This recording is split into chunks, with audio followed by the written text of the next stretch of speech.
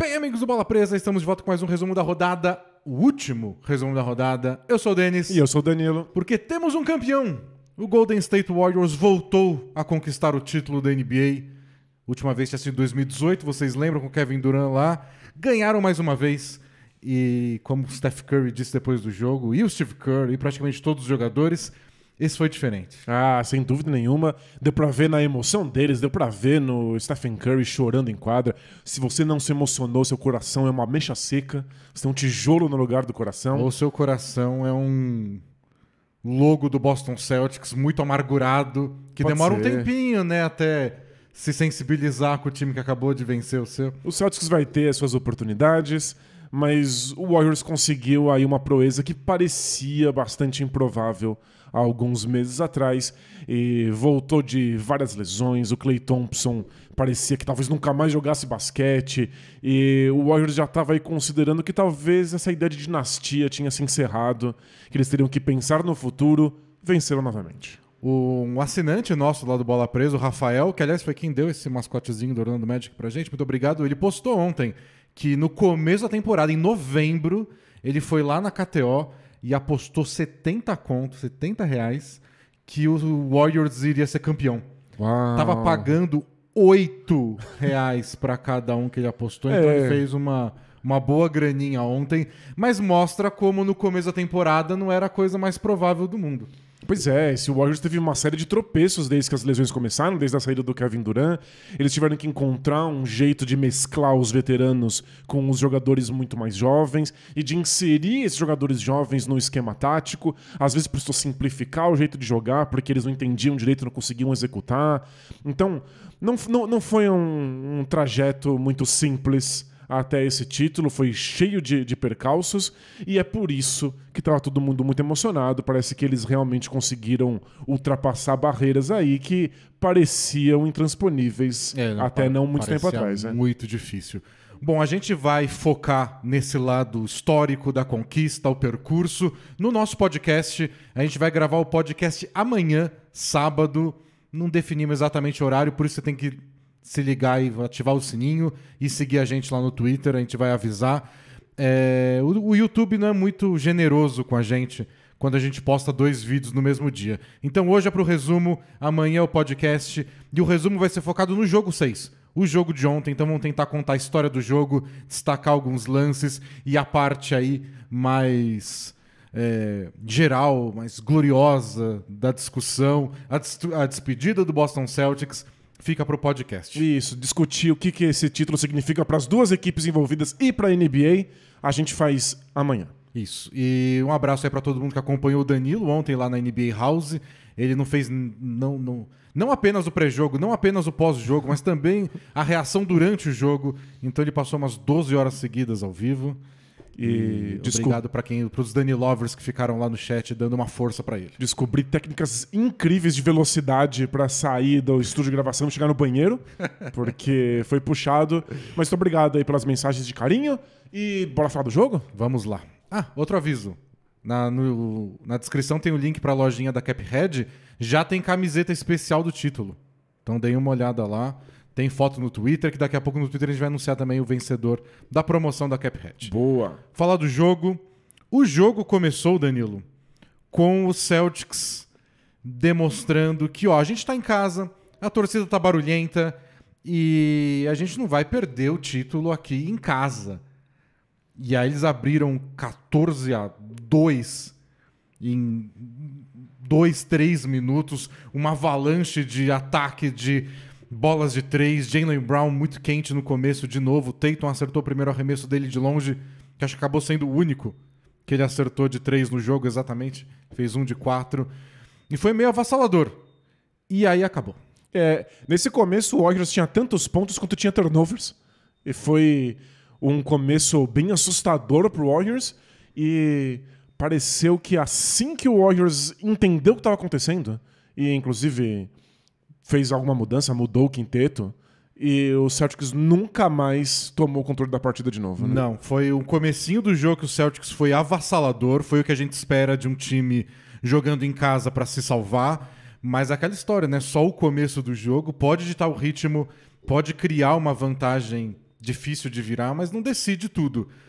E o Celtics conseguiu ficar naquela situação onde é muito perigosa, né? Tipo, você abre 12 pontos de vantagem, um 7-0 para um lado e o jogo tá praticamente empatado. Tá 5 de diferença no primeiro quarto, é nada. Agora um 7-0 pro lado que já tá na frente, já chega em 20, aí você já começa a exigir um esforço possível, ainda mais com bolas de 3 pontos, mas bem complicado. E no fundo foi exatamente o que aconteceu com o Warriors. E aí o Warriors conseguiu isso aí, voltou pro jogo ainda no primeiro quarto, e aí no fim do primeiro quarto, até a metade do segundo, eles fizeram um 21-0, que a transmissão nos contou imediatamente que é a maior sequência de pontos de um time sem resposta na história das finais nos últimos 50 anos. É inacreditável. E teve muito a ver esse começo da reação com a entrada do Gary Payton Jr., o Luvinha e o Jordan Poole. O ataque do Warriors melhorou bastante, mas depois os quintetos foram mudando e o Warriors simplesmente continuou. E o Celtics se tornou um time completamente incapaz de marcar pontos. A partir dos 2 primeiros minutos do jogo, eles ficaram até o segundo quarto sem pontuar. Sem fazer cestas. Né? Foi muito complicado. Na transmissão gringa, o Jeff Van Gundy até reclamou do fato de que o Ime Udoka desmontou o quinteto que começou arrasando. Então começou o quinteto titular de sempre, e aí não lembro quem foi o primeiro a sair, mas aí sai um jogador, aí começa a não dar resultado, e aí depois teve os problemas de faltas com o Marcus Smart, e depois com o Jason Tatum. Então, quando voltou o quinteto titular de verdade, o Warriors já estava na frente por 10. E o Celtics não pontuava há 10 minutos, né? E aí, imediatamente, o Smart fez a terceira falta e saiu de novo. E aí teve que voltar o Derek White.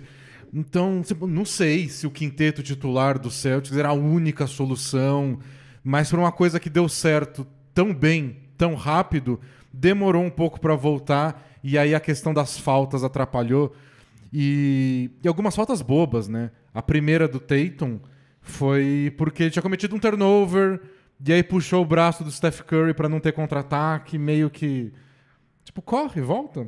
A defesa do Celtics costuma ser tão boa em contra-ataques. Ontem não foi tanto. Mas acho que essa foi um pouco a história do jogo. A quantidade de turnovers que o Celtics acabou cometendo outra vez nessa série. Parece que eles não encontraram essa solução pra cilada que o Warriors propõe. Que é o Warriors chama o adversário a dar esses passes, especialmente dentro do garrafão, e eles estão sempre ali para desviar, para interceptar as linhas. E o Celtics caiu nisso com bastante frequência na série, mas em particular nesse jogo 6. O Warriors venceu os últimos 3 jogos da série, né? Relembrar que o Celtics não perdia 2 seguidos desde janeiro, perdeu 3 pro Warriors. E nesses 3 jogos a gente estava esperando, em algum momento o Celtics vai... cometer menos turnovers. Não. Em algum momento eles vão voltar a dominar os rebotes de ataque como dominaram nos jogos 1 e 2. Também não. Em algum momento o Tatum vai ter aquele jogo. Não aconteceu. Não. E aí sem nenhuma dessas 3 coisas ficou complicado. Eu até achei que a questão dos turnovers poderia ter sido ainda mais decisivo do que já foi. Porque eles cometeram 23 turnovers. É um número assim de estourar os miolos. O Jason Tatum entrou nesse jogo já tendo batido o recorde de turnovers numa final. E cometeu mais 5. E meteu mais 5 aí pra completar. Nenhum jogador passou pelos playoffs cometendo tantos turnovers em toda a história da NBA. É que o Warriors cometeu 16. Então deu uma igualada, os pontos vindos de turnover acabou sendo bem parecidos. E o Celtics seguiu impedindo vários desses turnovers de se transformarem em pontos. A defesa de transição deles continuou muito boa nessa série. Então, juntando essas duas coisas, ainda que o Celtics poderia ter se safado. É difícil ganhar um jogo cometendo 23 turnovers, mas se o adversário comete 5, 6 a menos, você tem uma chance. Porém... De novo, o Warriors ganhou a batalha dos rebotes ofensivos e o Warriors ganhou a batalha nas bolas de 3 pontos. Aí é difícil. Se você não vai ganhar essas coisas, você não tem o direito de cometer 23 turnovers. Ao longo da série, parece que o Warriors foi solucionando alguns problemas e eles foram se somando. Então, eventualmente, o Warriors dominou o perímetro, depois os rebotes de ataque e os turnovers. E aí não sobrou muita coisa aí para os Celtics conseguir dominar, né? O Warriors foi tendo pequenas vitórias e o Celtics nenhuma. Teve que absorver essas derrotas e não teve...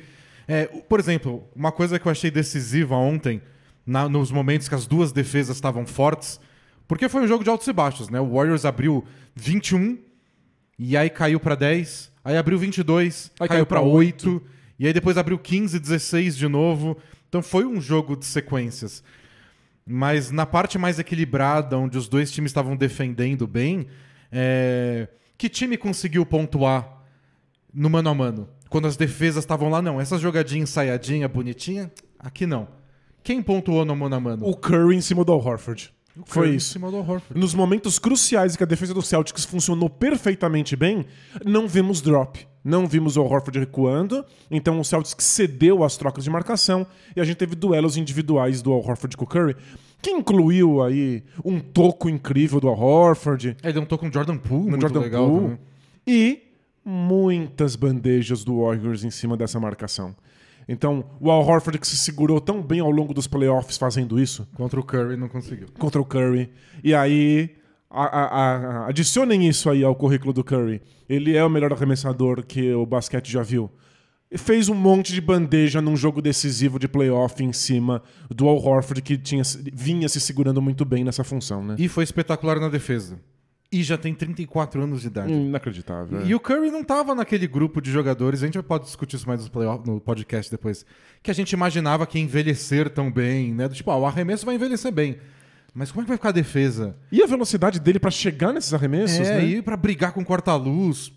Parece que a gente nunca viu o Curry tão bem fisicamente, assustador. Ontem ele defendeu muito bem, chegou a defender o Al Horford muito bem e bateu o Al Horford no ataque. No jogo passado a gente viu o Wiggins ganhar um monte de duelo individual. E no preview a gente falou que se isso acontecesse, as duas defesas minando os passes, a troca de passes dos adversários, o Celtics poderia ter vantagem, porque o Jaylen Brown e o Jason Tatum costumam estar bem à vontade em jogar mano a mano. E o Jaylen Brown teve sucesso em muitos duelos de mano a mano, mas sempre acompanhado de uma penca de turnovers. E o Jason Tatum só errou muito arremesso. Ontem ele acertou 6 de 18 tentativas. A gente achava que o Celtics era o time mais confortável porque eles buscam duelos individuais. Eles procuram mismatches, eles gostam de enfrentar os adversários que não deveriam estar marcando os seus atletas. Mas eu achei que o Jaylen Brown, mais uma vez, não teve muito critério em quem ele ataca. Não, ele foi tipo, tem que ser agressivo, vou ser agressivo. E mostra porque esse argumento de ser agressivo é meio raso. A gente chegou no absurdo no quarto período, Jaylen Brown decidiu que ele ia só ser agressivo. E ele virou um trem descarrilhado. E ele chutou a bola pra fora, assim, tropicando. Ele abaixava a cabeça e ia. Só isso. E existe um basquete possível de mano a mano, mas você tem que escolher quem são os defensores que você quer explorar. O Jaylen Brown atacou o Draymond Green, atacou o Andrew Wiggins. Então não foram aí duelos muito inteligentes. E o Tatum, mesmo quando encontrou os seus duelos favoráveis, muitas vezes se contentou com dar um arremesso por cima do defensor. O que, de novo, é claro que ele consegue converter. Ele é o Tatum, ele é o discípulo direto do estilo de jogo do Kobe Bryant. Mas a longo prazo não parece uma boa ideia, porque o aproveitamento não é muito alto. Baixo. Quer dizer, nem sempre é baixo, mas nessa série foi e a resposta dele foi continuar tentando. O aproveitamento geral dele nesse jogo foi 33%. Saiu de quadra com 13 pontos e 0 lances livres tentados. É porque não tentou nenhum lance livre. Hoje em dia é difícil que você tenha sempre um defensor que fica marcando o mesmo jogador uma partida inteira. Mas se fosse o caso, a gente teria de novo um argumento para Andrew Wiggins MVP, Sim. assim como foi o Godala em 2015 por ter marcado o LeBron James. Porque o aproveitamento do Tatum, quando marcado pelo Wiggins, foi baixíssimo, mas é que não foi sempre ele o responsável por marcar o Tatum. E o Steve Kerr até se preocupou tanto nisso. Quando o Tatum saiu com faltas, o Steve Kerr tirou o Wiggins. Tipo, agora é hora de você tirar um respiro, porque... Se o Tatum tá descansando... E aí quando o Tatum voltou até antes do esperado, porque né, é jogo de eliminação, você não pode ficar esperando muito no banco, você tem que se arriscar. Imediatamente o Steve Kerr já chamou o Wiggins e o Wiggins voltou na posse de bola seguinte, acho que no lugar do Otto Porter, e ficou nisso. Se o Tatum estava em quadro, o Wiggins estava em quadro. E eu senti que também rolou uma tentativa de manter o Robert Williams em quadra toda vez que o Curry estivesse em quadra, porque ao longo dessa série, o saldo do Celtics quando o Robert Williams não está presente e o Curry está jogando, é de menos 44. É muita coisa. Por uma série que estava empatada em pontos gerais até o fim do jogo 4, é muita coisa. E quando os dois estão em quadra, o saldo do Celtics é positivo, é mais 14. Acontece que não dá pra você bater exatamente os minutos, porque o Robert Williams está acostumado a jogar tanto assim. É bom, ele vem de lesão, vem de cirurgia, né? Aliás, a carreira do Robert Williams tem sido essa, né? Tipo, quando a gente vai ter o Robert Williams 100%? Exato. Ele parece sempre Os voltando joelhos de lesão. Estão sempre cedendo. É. E aí foram 32 minutos pra ele e pareceu de verdade que o Celtics não tinha muita resposta pra nada quando ele não tivesse em quadra. Inclusive, aí foi surpreendente. O Celtics parecia não ter resposta no ataque. Eles queriam envolver o Robert Williams Ele deu um ofensivamente passe o tempo ontem inteiro. pro Tatum que, pelo amor de Deus, Foi nível impressionante. Jokic, aquele passe. E insistiram nele no garrafão pra jogadas de mano a mano. Coisa que o Robert Williams, sério, nunca fez na carreira. Mas mostrou um pouco qual era a importância dele pra essa equipe no Ele jogo teve uns 6. 2 rebotes ofensivos que ele tentou um tapinha, enterrada, e ele errou. Tipo, cada ponto fazia diferença e foi por pouco, mas o Robert Williams saiu bem. E quem eu achei que não saiu tão bem na defesa, o Marcus Smart. Também foi batido pelo Curry algumas vezes no mano a mano, tipo... É o jogador de defesa do ano. E não tá marcando, né? Tipo, já que você é o grande defensor, vai marcar um cara com 3 vezes seu tamanho. É armador em armador. Isso, aí não é um mismatch, é exatamente as posições que deveriam se enfrentar. E o Curry bateu ele também. Então, essa foi, acho que, a vantagem do Warriors nesses últimos 3 jogos, a principal delas, e que ontem ficou bem claro. Todos os times tinham seus alvos. O Warriors queria atacar o Al Horford, o Derek White e o Robert Williams quando envolvia tirar ele do garrafão. Não dentro do garrafão, porque aí é suicídio. Isso, e não deu muito certo. Contra o Robert Williams ontem, não. Eles Impressionante. tentaram, atacaram várias vezes, deu toco em arremesso de 3 do Jordan Poole. Ele não é muito batido nisso. E o Celtics tentou atacar o Jordan Poole, o Steph Curry e o Kevin Looney. E não deu certo. Quando deu certo foi no Jordan Poole, e por isso o Jordan Poole joga 15 minutos por jogo. Exato, Jogou ontem 17 para marcar 15 pontos, o que compensa muito bem ser um alvo na defesa. E, aliás, ontem nem pontuaram tantas vezes em cima dele.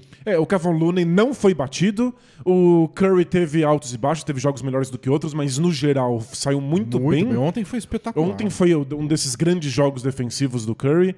E o Jordan Poole foi alvo, mas o Warriors tem mais repertório, tem mais gente no banco pra substituir. Não sentiu tanta falta assim nos minutos de Jordan Poole. E se precisasse, Jordan Poole tá dando problema, bota o Gary Payton no lugar dele. Exato. Pronto. E que, inclusive foi o que eu acho que deu aí o gás que o Warriors precisava pra se recuperar do susto inicial que tomou, os 12 a 2. Foi essencial. O Gary Payton foi essencial. E aí eu acho que esse foi o último fator que o Warriors acabou dominando nessa série. A gente falou dos rebotes de ataque, dos turnovers. O último foi o banco de reservas. Isso. O Warriors simplesmente é um time mais profundo.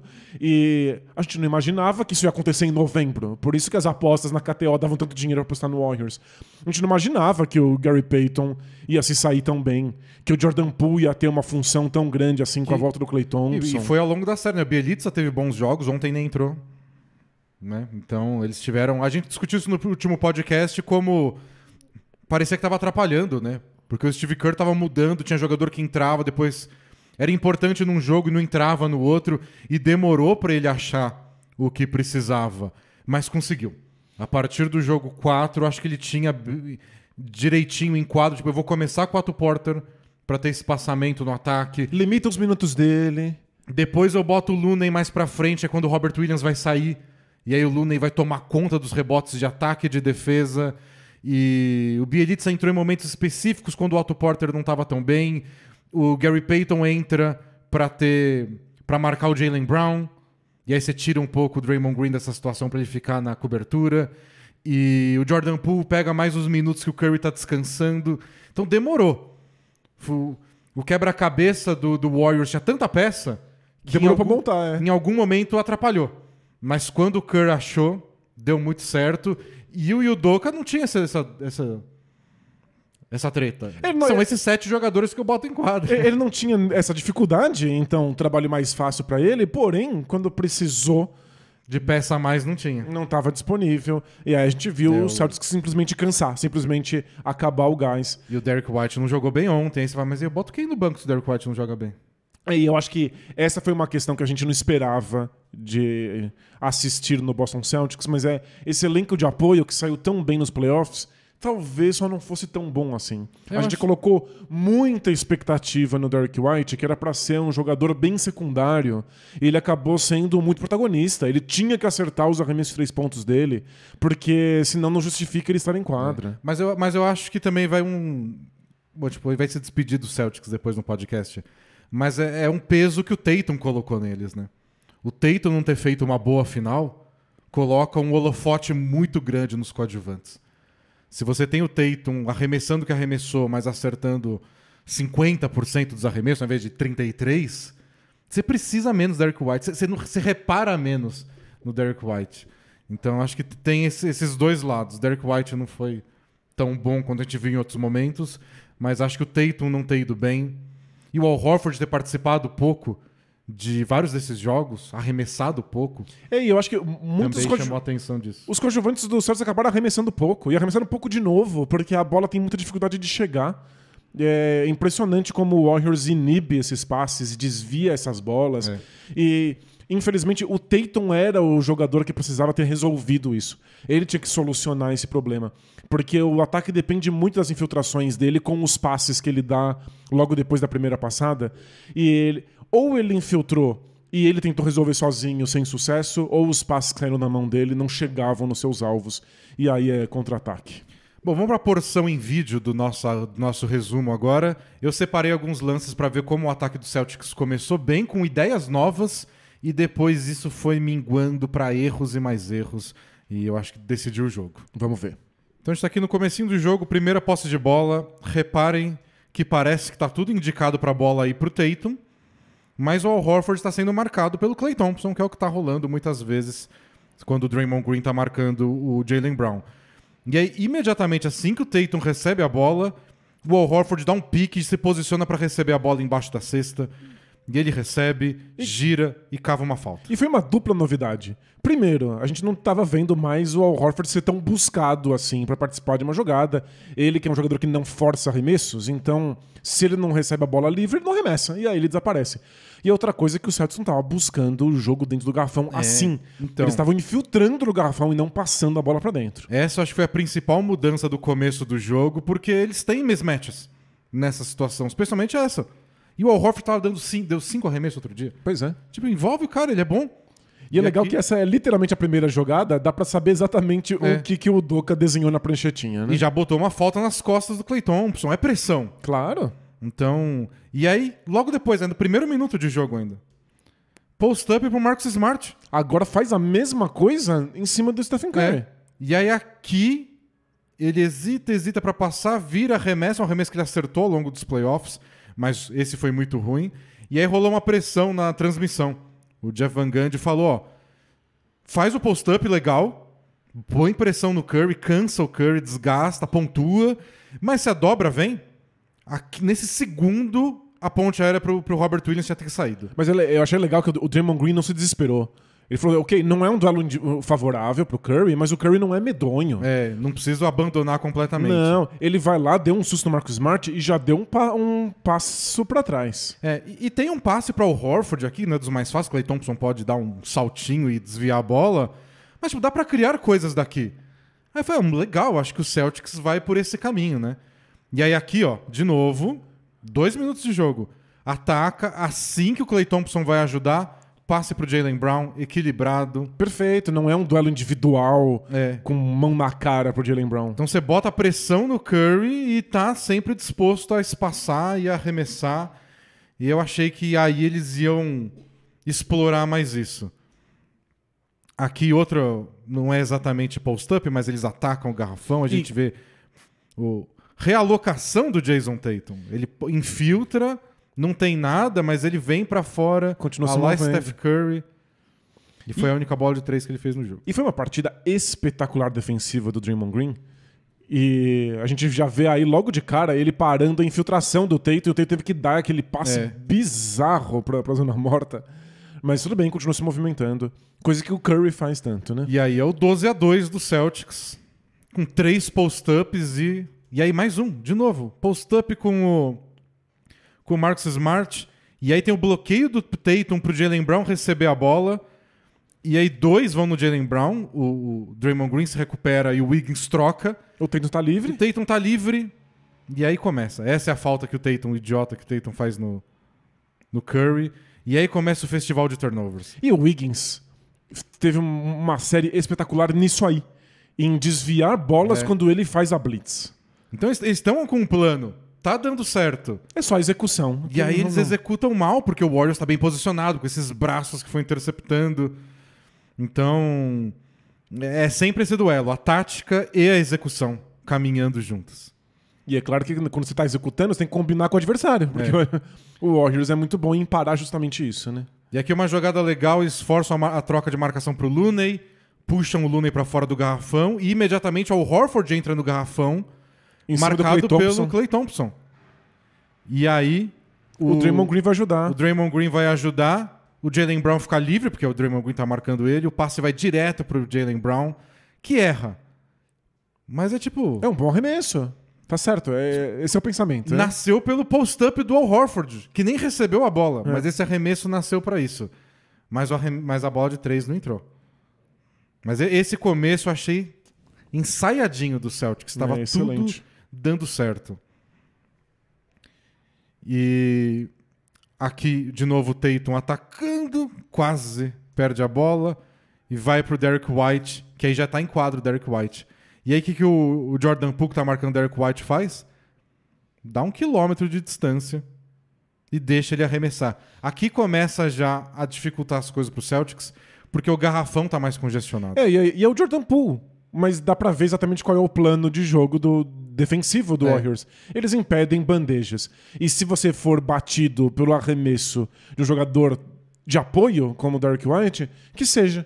Vamos desafiá-lo a ter o aproveitamento que ele teve ao longo desses playoffs. E uma coisa curiosa aqui, voltando, aqui tá 14-5, né? E a gente viu um monte de post-up. Aqui tá 37-27 pro Warriors. Eles estão perdendo por 9, estão ganhando por 10. Eu busquei, não achei post-up nesse pedaço do jogo onde eles tomaram a virada. E parecia o plano de jogo deles. E aqui nesse lance, que o Warriors paga pra ver o Derrick White arremessar, ele arremessa, olha quem tá marcando o Al Horford. Desde o lateral. Não é porque rolou uma troca de marcação bizarra. É o Curry. O Curry é o marcador oficial do Al Horford. Porque eles estão com um quinteto baixo. Então o Klay Thompson tá em quadra, o Jordan Poole tá em quadra. O Looney marca o pivô adversário. O Klay Thompson é o cara que melhor tá marcando o Jaylen Brown. Sobrou o Curry pra marcar o Al Horford? Beleza. A bola nunca chega no Al Horford. O Wiggins tem que ficar no Tatum e o Klay Thompson tem que ficar no Jaylen Brown. E não vai ser o Jordan Poole a marcar o Al Horford. Então vai ser o Curry. E beleza. O Steve Kerr fala, não, tô confiante, vambora. E o Celtics nem tenta, nem paga pra ver o que acontece. Acho que o Celtics sempre teve esse problema, já de muitos anos. Eles têm alguma dificuldade em manter o plano de jogo ao longo de uma partida, né? E aí logo depois não, mas ainda no segundo quarto, no fim do segundo quarto, tá aqui de novo. Curry marcando o Al Horford. E o Al Horford vai pra dentro do garrafão pedir a bola. A bola não chega. Agora vai chegar. Não, agora vai chegar. Não. Olha a bola que o Jaylen Brown tenta. E é legal que essa reposição em que a bola vai pra frente da cesta, às vezes ajuda o pivô a receber o passe. Então, quando sai a bola das mãos do Jaylen Brown, eu tenho certeza que o Marcus Smart vai passar para o Horford. E dá pra passar. Olha a posição do Curry. Você acha que ele vai interceptar esse passe? Tá bom que o Draymond Green tá com os bração levantado. E o Luvinha, né? O Garpez tá chegando perto do Horford, mas aí é um passe do Horford pro Robert Williams. E tem 13 segundos. Roda mais, volta, faz qualquer coisa. Não, o Jaylen Brown fala, não, eu vou resolver então. E aí ele vai no meio de 2, quase perde a bola pro Draymond Green aqui e tenta esse arremesso. Que não dá nem aro. Do Klay Thompson. E a gente já tá aí listando os bons defensores do Warriors nesse jogo. O Klay Thompson teve uma excelente partida. Né? Ele é muito bom. Desde o jogo 2, 3 ele se acertou. E aqui no segundo tempo a gente vai achar outro post-up do Al Horford, marcado pelo Curry. O Draymond Green vai ajudar. O Al Horford consegue se livrar. O Draymond Green sai desesperado para cobrir o arremesso. E aí o Al Horford passa a mesma bola. Mas pro outro lado, um passe mó difícil que chegou. E aí o Jason Tatum, como vocês sabem, deu bico de aro. Eu fiquei bem surpreso ele não ter feito esse ganchinho na frente do Curry. Não tem Curry. Não tem nenhuma contestação. O Draymond Green tá inclusive indo embora. E ainda que ele se safou dessa, porque o passe chegou, né? O Wiggins não desviou a bola e depois foi reto. Então o Horford se safou dessa, mas aí o Tatum só... Por favor, né, Tatum? E é bico atrás de bico, né? Você é bem pago pra isso. Não é possível. É o sinal universal de exaustão. E agora sim, um post-up de novo. Fim do terceiro quarto. Foi bem medo no segundo tempo. Mas o Tatum sendo marcado pelo Jordan Poole. Imediatamente a dobra, imediatamente o turnover. Tatum pra um jogo pra esquecer, mais um. E o Draymond Green tá na cobertura, ele não tá envolvido diretamente na bola, permite que ele faça isso. Ele é um dos melhores jogadores da NBA em fazer essas blitz. E ele abandona o Marcus Smart.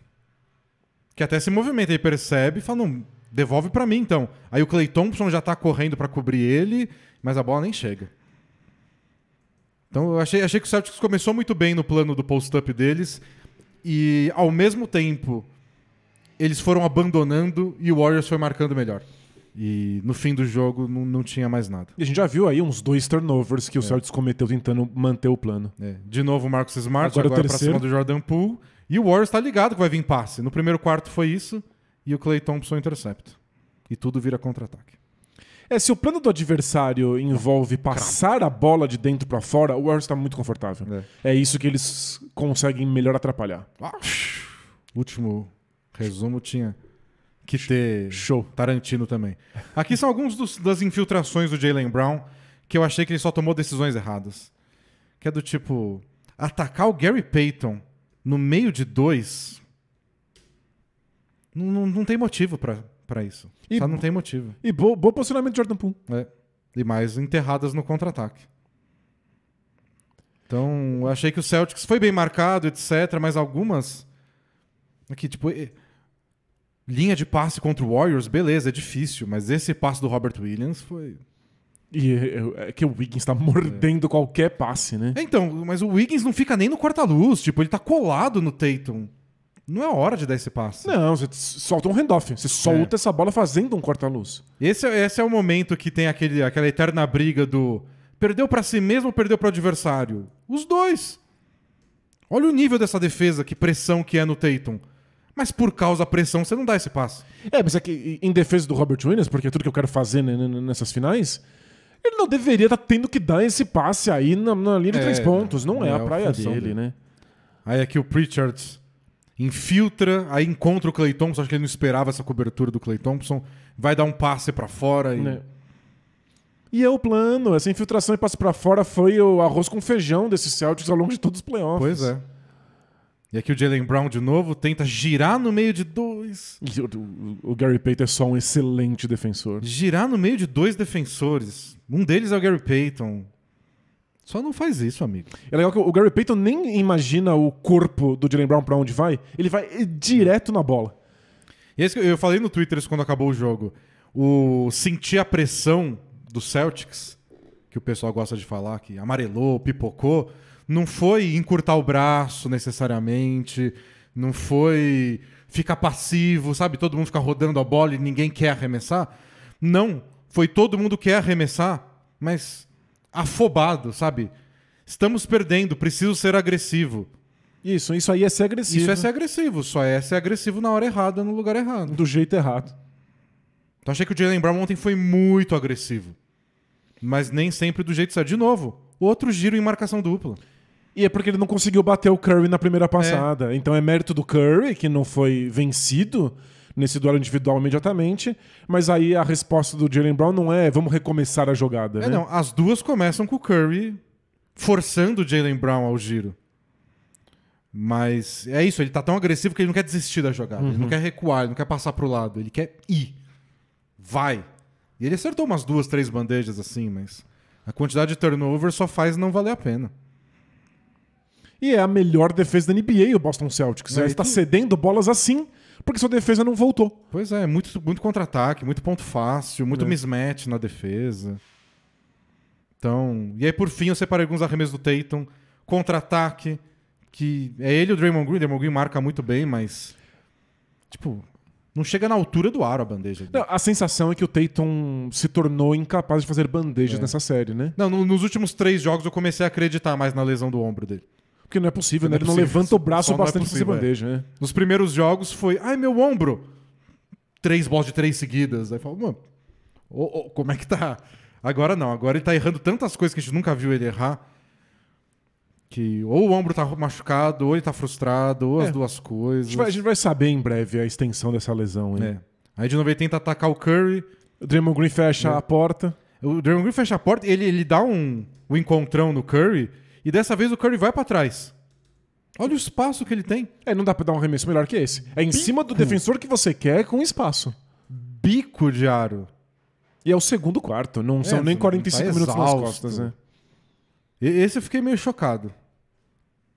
E essa é uma que ele tenta 2 vezes. Ele recebe, o Wiggins marca bem, mas aí tem a troca. Um fade away na cara do Kevin Looney. Erra. A bola volta pra ele. E aí ele bate o Wiggins no fake e toma um tapa na bola do Steph Curry. Que foi computado como toco. Até foi o toco do Steph Curry no jogo. Então, tipo, 2 chances ele não consegue nada. E excelente defesa do Curry. Não, o Curry foi espetacular. Curry sempre, em vários momentos ele tava nessa situação. Ele é o Draymond Green. Em termos de função, né, ele tá fazendo o que o Draymond Green, que é um dos melhores defensores que a gente já viu, cumpre aí nesse Ele deu um igualzinho de tapa desse que não computaram como toco, porque, bom. Mas foi no Al Horford. O Al Horford infiltrou na cara dele, deu um tapa e falou, sai daqui. Sabe que você tem o dobro do meu tamanho? E aqui pra finalizar, toco do Wiggins em mais uma bandeja errada do Tatum, que eu acho que ele não acertou uma bandeja nessa série, não é possível. E o Curry, mais uma vez, marcando ele muito bem. Força o erro, aí o Robert Williams não consegue o rebote. Uma série bem difícil pro Tatum. E ele podia ter, sabe, resolvido em parte. O Jaylen Brown podia ter resolvido em parte. Mas não deu. E o plano de jogo foi pro beleléu muito cedo. Aconteceu um pouco do que a gente discutiu no resumo passado. Se eles chegarem no final, no segundo tempo, atrás no placar... é capaz da parte psicológica atingir, eu acho que atingiu. Pareceu que era um time nervoso que não lembrava qual era o plano, tentando resolver tudo no mano a mano. Mas, de verdade, eu prefiro dar o mérito pra defesa do Warriors, que deixa os adversários desesperados assim. Chegou um momento em que o Celtics não tinha qualquer arremesso fácil pra dar e começou a ficar constrangido de passar a bola. Naquela que você mostrou ali do Marcus Smart... virando de costas, tentando um passe pro perímetro no quarto período, e aí isso virou uma interceptação, ali o Celtics morreu. Porque eles tinham diminuído a diferença para 10, eles estavam vivos no jogo. E você tenta fazer o passe que tá programado, que você conversou com o seu técnico, e isso vira uma bandeja automática pro adversário do outro lado. É só muito frustrante, você não sabe mais que tipo de jogada procurar em quadra, quando o que você combinou não funciona. E várias sequências boas do Celtics foram interrompidas assim, eles conseguem, tipo, abriu pra 21, imediatamente eles viram 7-0. Então, tipo, ficou 10 segundos em 21 pontos a diferença. Já tá em 15, aí cai pra 13... e aí é uma bandeja errada. E aí são 2 turnovers seguidos. Aí, tipo, já dá aquela morrida de novo. Você dá oportunidade pro Warriors ir lá, respirar fundo, talvez fazer uma substituição ou outra, e aí acerta uma bola de 3. E a gente fala e aí volta muito... pra 16, aí começa que tem que... de novo. A gente fala muito do ataque do Warriors, porque é claro que é uma das coisas mais brilhantes de se assistir. É Curry, Klay Thompson e até o Jordan Poole tendo as bolas mais improváveis que a gente já viu. Então eu sei que isso encanta, mas o Warriors só chegou aqui por causa da defesa. E fica muito à vontade. Eu achei que o Warriors ficou até muito confortável, porque o Draymond Green fez um jogo... o melhor dele na final, disparado. Sem dúvida. Talvez o melhor dele nos playoffs. Ele tava em todas as coberturas, a gente viu várias delas aí no vídeo. Toda a cobertura ele tava lá. Às vezes ele causava impacto imediato, do tipo, forçar um roubo de bola. Ele deu uma no Tatum no final, que ele chega por trás e tira a bola dele. Em algumas não, algumas ele força um passe que acaba nem sendo decisivo, mas tipo, não vai ter infiltração, não vai ter ponto no garrafão porque eu tô aqui. Ele fecha a porta e aí forçou o Jason Tatum a dar um arremesso de meia distância. Não deixou o Robert Williams pegar nenhum rebote de ataque, tava lá presente em todas, e ele pegava o rebote de ataque, brum, vai pro ataque, rápido, muito rápido. O Warriors acelerou demais o jogo, eles queriam jogar naquele ritmo bem rápido. Deu pra ver desde o jogo 5 que o Draymond Green tava correndo com a bola quando pegava rebote, né? E aí eu achei que depois que eles abriram 22 pontos, aquela bola de 3 do Curry que ele aponta pro anel, eu achei que deu uma cansada. uma cansada somada com aquela ânsia do tipo, vamos gastar relógio? Vamos diminuir o número de posses de bola desse jogo? O Warriors diminuiu muito o ritmo, né? E eu achei que isso prejudicou muito o ataque deles. Não. Mas A defesa fez o trabalho. Né? eles estavam tão na frente e forçando tantos erros pra parar as sequências do Celtics que eles puderam se dar o luxo de passar 3 minutos sem pontuar. Porque o Celtics pontuou nesses 3 minutos, pontuou, tipo, fez uns 6, 7 pontos pra diminuir de 22. Pois é. E aí depois o Warriors vai lá e acha os pontos deles. E essa é uma questão importante pro Warriors, sempre foi. Porque o Warriors é um time que joga bonito, que gosta de rodar a bola, mas comete muitos turnovers nesse processo. E só vale a pena se a sua defesa dá conta. Tem momentos que o Warriors não consegue pontuar porque tá perdendo a bola. A defesa precisa cumprir sua função. E aí, eventualmente, as bolas de 3 pontos do Warriors caem e aí eles abrem essas vantagens. Né? Então, foi muito pro Celtics ontem. E eu separei pra gente ver rapidinho, só pra não ficar em branco, a sequência de 21-0 que eu acho que decidiu o jogo, porque acabou com a boa sequência do Celtics, que começou empolgado, e abriu uma diferença que nunca mais foi aquela do... Eles abriram 10, né, durante a 21-0, e o Celtics nunca diminuiu para mais de 8. Então foi a virada, foi quando o Warriors assumiu a liderança e não olhou mais para trás. Boa, vamos ver. A gente começa aqui com o Wiggins atacando o Pritchard, ele abre pro Gary Payton, que erra o arremesso, mas pega o rebote ofensivo. E a gente entende por que existia tanta hesitação do Celtics em não deixar o Robert Williams sair do garrafão. É porque quando ele sai, ele cede o rebote de ataque, Você né? perde muita coisa. Aí que eu separei esse lance que acabou nem sendo sexta, mas foi uma das coisas que o Gary Payton fez tão bem. Ele é ignorado, né, sempre no ataque. Se posiciona lá embaixo, ótimo passo do Jordan Poole, ele acaba errando com uma boa cobertura do Grant Williams. E de novo o Robert Williams não tava no garrafão porque tava pressionando o perímetro. Com o Jordan Poole nesse caso. Exato. Curry e Jordan Poole foram pressionados, nada de drop, nada de recuo, mas você cede o espaço embaixo da cesta. E mostra a pressão que o Gary Payton botou no ataque. Aqui de novo ele faz o bloqueio, aí o Curry chama o Robert Williams, tem a cobertura do Tatum que deixa o Draymond Green livre, é óbvio. É o plano de jogo, foi desde o começo dessa série. E aí ele acertou a primeira bola de 3 dele na série. Na série, nos 6 jogos, a primeira bola de 3 que ele fez foi durante essa sequência. Contra-ataque, o Curry puxa, abre pro Gary Payton, recebe de volta. O Pritchard acompanha até muito bem, mas o Curry é... Sabe o que lembra essa jogada? Aquela que a gente viu do Tatum antes. É. Esse reposicionamento pra tentar o arremesso depois de passar a bola. A diferença é que o Curry acertou. Aí a gente tem o Warriors convidando o Derrick White para fazer o que quiser. Ele erra a bandeja com o toco do Wiggins. E aí, um dos raros rebotes ofensivos do Robert Williams na cara do Draymond Green. E o Gary Payton arranca a bola da mão dele. Tô convencido que o Gary Payton agora é o menor pivô do mundo, né? E é o que você sempre fala do Warriors, né? Eles marcam o garrafão no chão. E ninguém pula, não precisa pular. E aí eles vão pro ataque com o Jordan Poole. Jordan Poole chama na cara do Pritchard e acerta uma bola de 3 usando a tabela, que é proibido, mas pode. É a cota arremesso completamente ridículo do Jordan Poole no jogo. Ele tem que acertar pelo menos um. E eles estão 5 pontos na frente, começa o segundo período, dessa vez é o Wiggins atacando o Grant Williams, ele erra, mas o Draymond Green dá um tapa pra fora e... Quando o Jordan Poole... Esse é o papel dele. Esquentar. Só isso. Ele é um alvo na defesa? Ele é, mas se ele esquenta, é difícil parar. Às vezes ele joga 15 minutos e a sensação é ele que definiu o jogo. Pois é. Porque são essas sequências. E aí é isso que o Celtics não podia deixar acontecer, né? De novo, bandeja errada do Derrick White. O Klay Thompson pega o rebote, ninguém para ele. Contra-ataque de Almanac. E o Tatum tentou o rebote ofensivo. E aí, se você tá tentando isso... É perigoso, né? E você não consegue... Aí, olha isso. É tipo 5 contra 3. É um contra-ataque muito fácil do outro lado. Por isso que muitas equipes da NBA nem tentam rebote de ataque, porque... Em geral, não compensa. E aí vai pra 10, Jordan Poole de novo, dessa vez atacando o Al Horford. Marcando super alto, parabéns. Erra, e aí os rebotes ofensivos que foram cruéis demais. O Draymond Green recebe imediatamente e volta pro Jordan Poole, que não tem medo, né? Ele tá aí pra isso, ele é pago pra isso. E aí vai pra 13 pontos de vantagem. Aí aquele turnover que a gente viu do Jaylen Brown, que vira a enterrada do Wiggins.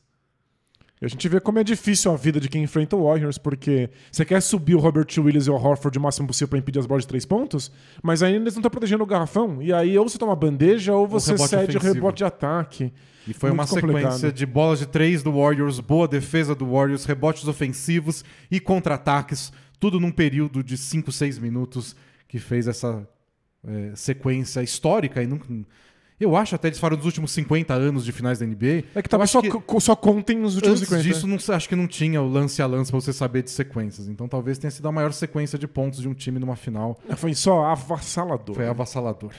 Bom, é isso, gente. Queria só terminar agradecendo a KTO, que apoiou de maneira extra o resumo da rodada, pra gente fazer a aposta, todo o resumo. Erramos a aposta, porque por mais que o momento tivesse a favor do Warriors... A gente queria o jogo 7, foi nossa fezinha. Desde o começo... Aliás, outra aposta que a gente perdeu, né? Porque a gente apostou que a série ia pra 7 jogos. É verdade, é. Então a gente falou, não, vamos seguir na nossa aposta. Então o Celtics tem que ganhar pra ter 7 jogos. Apostamos no Celtics. Não deu. Não quero contar, porque eu acho que nosso saldo não foi lá muito positivo. Mas vamos fazer um saldo geral aí. Mas eu acho que a gente acertou mais nos playoffs, apostando jogo a jogo para a próxima partida, do que a gente fazia na temporada regular. Na temporada regular acho que foi meio... Acho que o nome Maldição Bola Presa contou mais. Mas se você é esperto, você leva o nome Maldição Bola Presa a sério e aposta o contrário do que a gente faz por aqui. Isso. E aí nosso próximo passo na KTO é o seguinte, vocês devem participar também. Vamos investigar ao longo dessa semana, estudar, ler relatos de todos os repórteres bem informados aos Estados Unidos para fazer nossa fezinha de quem vai ser a primeira escolha do draft. Verdade. Porque você entra lá na KTO, apostas a longo prazo, NBA, você pode apostar em quem vai ser a primeira escolha, a segunda, a terceira, a quarta, a quinta. A última vez que eu vi, você podia apostar até a oitava. Boa, a gente pode fazer um mock draft aí com 8 escolhas. Vamos errar tudo, porque, né? Não é muito nossa praia. Mas às vezes a gente acerta essas, né? Que não é nossa praia. Exatamente, é. Quando é praia demais, é o efeito Masterchef. O especialista naquele prato sempre eliminado naquela semana. Não, eu trabalhei no restaurante japonês. A prova do japonês, ó, essa aí que você vai se péssima notícia. Mas é isso, muito obrigado pela KTO, que apoiou a gente aqui durante esses playoffs. A gente fez nossa fezinha sempre. Esperamos que você tenha feito uma fezinha aí também. E... A gente se vê amanhã no podcast, na gravação ao vivo aqui no YouTube, e imediatamente depois a gente publica, então vai entrar no ar em áudio também no sábado. Boa. Muito obrigado pela audiência de vocês aqui no resumo da rodada. Sempre muito legal ter os comentários efusivos de vocês e também saber o que vocês estão comendo, porque a gente fica aí preocupado com a nutrição desse Brasil. Valeu, pessoal. Tchau. Tchau, tchau!